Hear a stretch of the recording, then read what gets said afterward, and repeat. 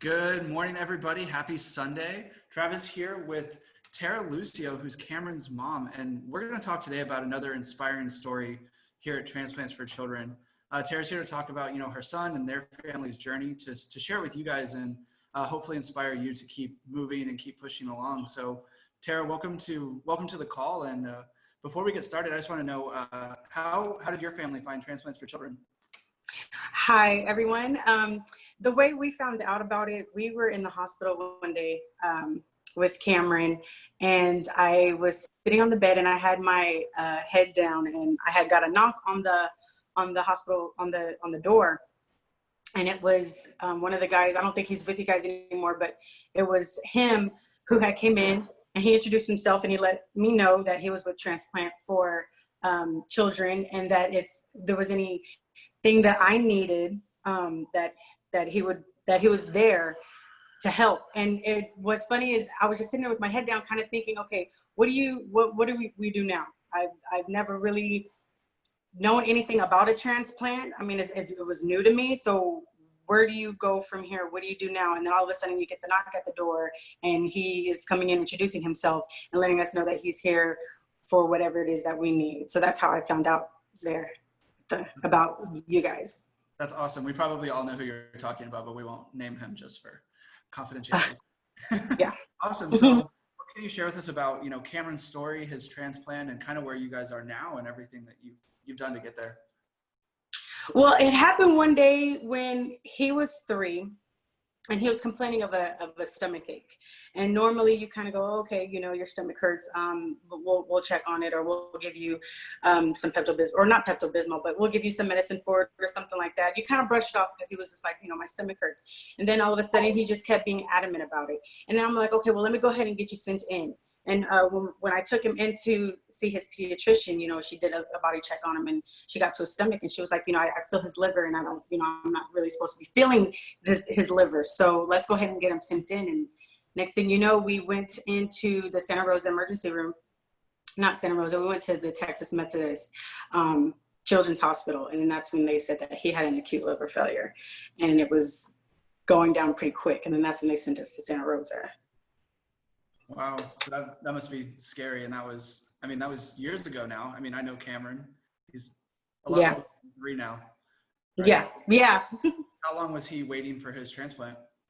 They put him number 1 on the nation's list. I think he was probably waiting for about, we got to the hospital May 17th. I think he was waiting for maybe a couple of weeks, maybe around there, a couple of weeks. He had his transplant on the 29th. So we were there since May 17th. And then that's when he went ahead and, they got livers, guys. Here's the thing. You're sitting here and you're thinking, okay, he's number 1 on the transplant list. We're going to get this transplant. And I'm thinking, okay, this is fine. He'll be okay. But the thing is as livers were coming, livers weren't good enough. There was something wrong with the tissue of the liver, or there was something that was wrong that wasn't good enough for the doctors to be 100% comfortable with using a deceased liver. So then they looked to us. They looked to the parents. Which one of you can go ahead and donate for him, because we're kind of running out of time. So that's how they went ahead and talked to my husband about it, his dad, and he was the donor. That's awesome. I definitely hear that story a lot, both in Transplants for Children and just other circles that have transplant patients in it. A lot of times people will get the call, they're waiting until that last minute, and there's always a little bit that's something off. And I guess that's a blessing about livers, is you can get it from a family if they're a reliable match, which is awesome. So now moving forward, what has life been like since then? Since then, it's kind of been like, okay, he had his transplants. Of course, you're kind of looking, and you're kind of like, okay, I got to do whatever I can to make sure that the liver doesn't reject. Let me go ahead and look at all the side effects of this medicine and everything. But since then, he's been phenomenal. It's as if he hasn't had a transplant.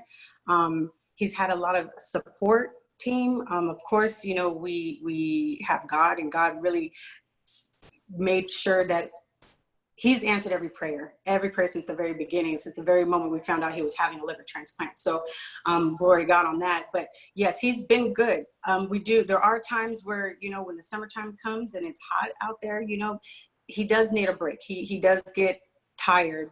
he does get the heat. And I believe with the medicine that he's taking and the heat outside, it kind of makes him tired. That's what I've heard. So, I mean, there are a couple of things that, you know, we watch out for. And of course, we're going to make sure that he stays dehydrated. But other than that, it's as if you wouldn't have known that he had a transplant if it wasn't for the medicine that he takes and the scar that he has on his stomach. He is absolutely normal. It's awesome. I know I had a similar situation. So as parents, do you disclose that information to, you know, sports teams or teachers or stuff like that? Or do you kind of keep that to yourself in case there's an issue that arises?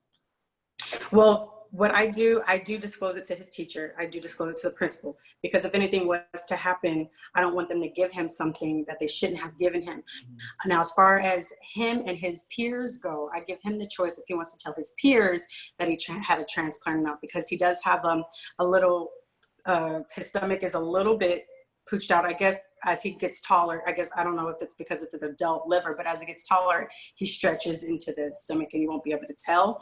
But a lot of his peers will probably be like, you know, your stomach looks a little big, and why? So I do give him that choice. If you want to tell your peers that this is what happened to you, that's up to you. But I do let the sports team know, because again, you know, when he does physical activities and he needs a break, I don't want them to keep pushing him and he needs a break. Or if anything was to happen, or because he misses a lot of school, this is why. So I let the adults know.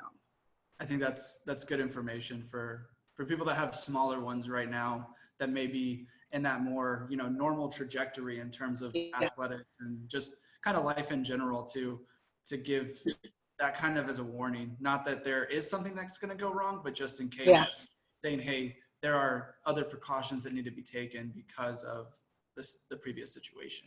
Right. Awesome. Exactly.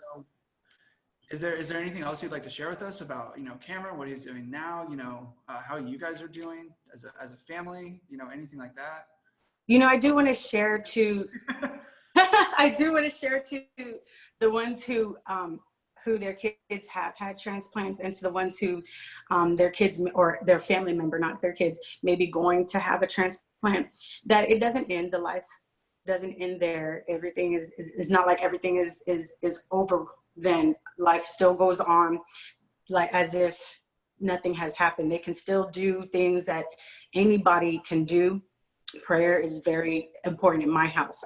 We do know that by the grace of God is how we've gotten so far, how Cameron is able to do things and that he normally wouldn't have. And it's because of us, you know, believing and trusting in God and him to heal. What he did is he healed Cameron. And for everybody out there that has a child that's going through the same thing, you know, life doesn't stop here. They can still live a normal life from beyond, who knows it. You don't have to be worried and think, oh, okay, well, how long is the trip? Because that used to be my thing. Once he had the liver transplant, I was like, what is the survival rate? But, you know, you don't even have to dwell on that. You don't have to worry, basically, about that. Everything is going to work out. The transplant for children, really, you guys have been a really big help in our family and in our son, and a lot of support.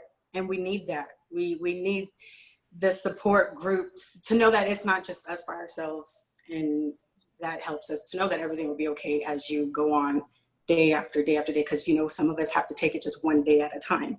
So I think that's a really beautiful message to leave people with, you know, especially the kids.